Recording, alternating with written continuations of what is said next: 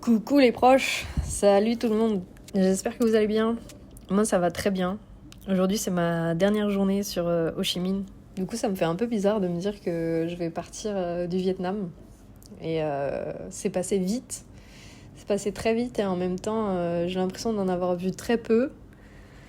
Mais d'un autre côté je suis contente parce que j'ai vraiment fait un voyage selon mes besoins, selon mon rythme, où j'ai pris le temps aussi de me poser et de profiter dans des endroits où je me suis sentie bien.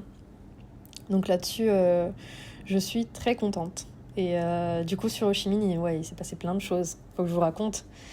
Mais quand je suis arrivée un des premiers jours, je m'étais dit, je veux faire une mission. Je veux réussir à faire un espèce de petit colis que j'enverrai à ma sœur.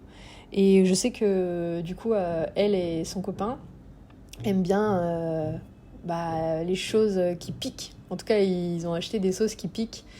Et ils m'avaient fait tester ça quand j'étais allée chez eux.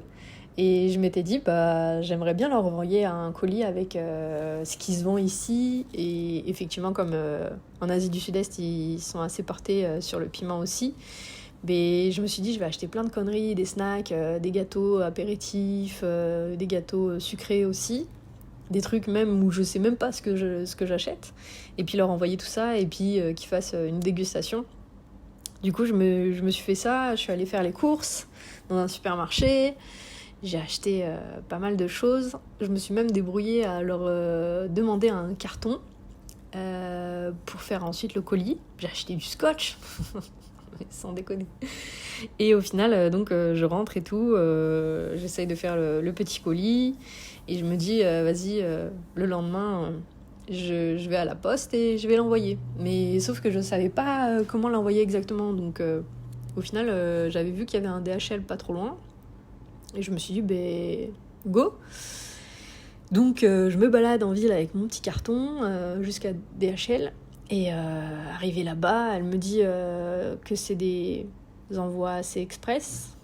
Et du coup, que ça va coûter, tenez-vous bien, 157 €. Et là, j'ai dit, what? On parle d'un colis qui fait 2 kilos, où il n'y a que des snacks dedans, et autres petits souvenirs ou cartes postales. Et on m'annonce ce prix. Mais j'ai dit non, c'est pas grave, non merci, c'est pas possible, mais je vais aller ailleurs. Donc je reprends mon carton, je refais un bout de la ville là, jusqu'à un autre point qui était Vietel Post. Et là pareil, on m'annonce 90 €. Et j'ai dit non mais sans déconner, je sais que c'est loin la France, mais quand même on parle pas d'un truc de valeur ni très lourd quoi. Donc j'ai dit non, merci. Donc au final je demande conseil par WhatsApp à mon hôtel, parce qu'on discute par WhatsApp s'il y a des besoins et tout. Et je demande conseil où est-ce que je peux envoyer, quoi, parce que là, c'est trop cher. Et ils m'ont conseillé donc Vietnam Post.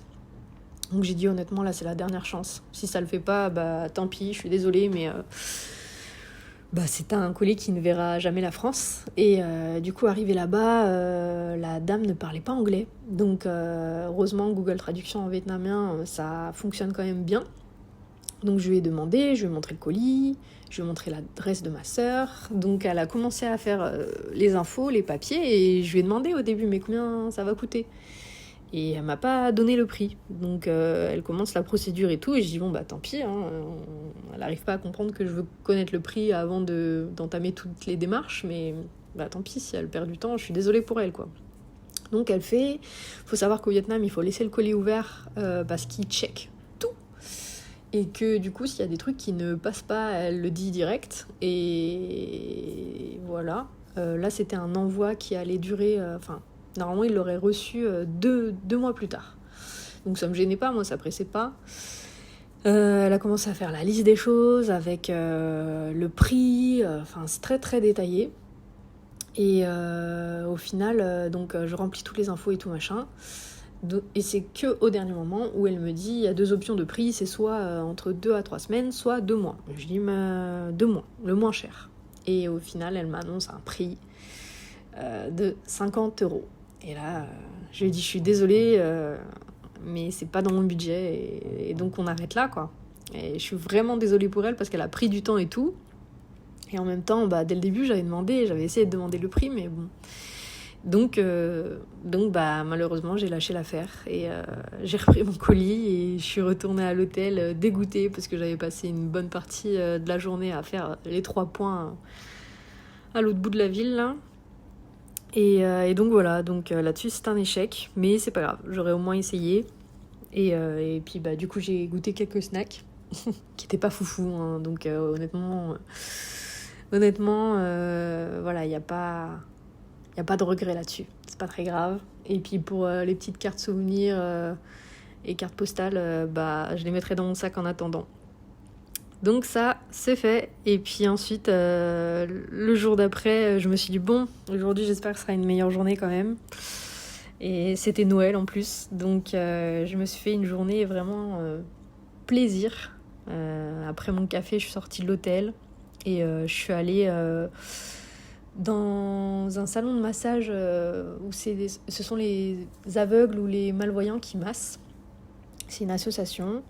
Ça paye pas de mine comme ça à l'extérieur. Et au final, non, c'est très bien fait. On va à l'endroit où c'est indiqué massage. Il y a une dame qui reçoit. Et c'est un tarif et massage unique. C'est le massage de tout le corps pour 120 000 dongs. Donc ce qui fait 4,50 €. Donc là-dessus, c'est dérisoire. 1 heure de massage. Et du coup, voilà, il y a une partie homme, une partie femme. Et elle m'a fait installer dans un coin avec lit et rideau. Et puis j'ai attendu la personne. Et du coup, voilà, c'était très agréable. La dame, c'était un mix entre un massage bien-être et des points d'acupuncture. Donc, ouais, franchement, je regrette pas. Et c'était un beau cadeau pour cette journée de Noël. Et ensuite, en sortant, j'avais le marché en face de moi, avec les locaux. Donc je me suis installée là-bas et puis j'ai demandé à manger. Donc voilà, j'ai eu un petit plat de riz avec un peu de crudité et œufs au plat. Parce que sinon, ils rajoutaient de la viande et moi, je mange pas de viande. Donc voilà, ce petit menu, ça m'allait très bien. Et ensuite, je me suis baladée dans la ville. C'était vraiment plaisant. En plus, je suis allée vers un coin connu, les cafés appartements. Donc c'est un endroit où vraiment les appartements ont été sont occupés pour en faire des cafés. Et du coup, c'est super sympa à voir et à se balader dedans. Il y a quelques habitations, vraiment très rares. Mais voilà, sur tous ces étages, c'est que des cafés, que des restos, des petites boutiques. Donc c'était très sympa. En plus, c'était une journée très chaude. Il faisait très beau, il faisait 30 degrés. Donc fêter Noël sous 30 degrés, c'était la première fois pour moi. Et franchement, j'ai adoré. Et voilà, donc j'ai profité comme ça. Je me suis posée, j'ai regardé des Vietnamiens apprendre une choré aussi. Donc c'était vraiment une ambiance, une journée comme une autre. Franchement, en tout cas, j'ai pas senti que c'était vraiment Noël ici. Et sur le chemin du retour, j'ai même trouvé une dame qui faisait de la couture sur le trottoir. Donc je lui ai demandé à recoudre mon pantalon, parce qu'on commençait à voir un peu mes fesses. Il y avait des petits trous sur ce pantalon que je trimballe depuis des années, qui m'a suivi même en Nouvelle-Zélande en 2019. Donc voilà, je l'ai fait réparer et elle m'a fait ça pour 1 €. Et elle m'a même renforcé toutes les coutures du pantalon, donc trop mignonne. Vraiment, elle m'a dit assieds-toi sur la chaise en bois qu'il y avait à côté. J'ai attendu 10 minutes et elle m'a fait tout ça. Donc ouais, j'adore. Franchement, j'adore. Et dans tout ça aussi, j'ai pris le temps durant une matinée où je suis allée pour la suite du voyage. Je suis allée au consulat. Je ne vous dirai pas d'où, parce que vous découvrirez ensuite où est-ce que je vais. Mais du coup, j'ai fait la demande de visa, mais en physique. Je préférais faire comme ça, plutôt que de le faire à la frontière terrestre. Parce que, voilà, ça m'évite du stress. Je me dis, je suis sur place, je peux faire la demande, donc go. Surtout que j'ai pu payer en dong, donc je suis contente. J'ai fait ça m'a pris moins de 15 minutes. Parce que j'ai rempli un papier, le monsieur m'a demandé si j'avais une photo, il m'a dit le prix, il a pris mon passeport, il a fait la photocopie, il a rempli quelques infos, Et voilà, il m'a donné le visa dans le passeport. Et c'est bon, j'ai plus qu'à. Et du coup, j'ai réservé hier le bus. Il y a une rue ici où il y a beaucoup de compagnies de bus et tout. Donc, je suis allée me renseigner là-bas. Et j'ai pris mon bus, du coup, qui m'a coûté 20 € pour un trajet de 7 heures. Et donc voilà, ça y est, je pars du Vietnam demain pour aller vers de nouvelles aventures. Et voilà, ça me fait bizarre, mais vous allez suivre avec moi ce prochain pays, voir ce que ça donne. Et j'ai hâte, même si j'ai rien organisé pour le coup. Là, j'ai très très peu d'infos sur ce pays. J'ai regardé quelques vidéos YouTube hier soir.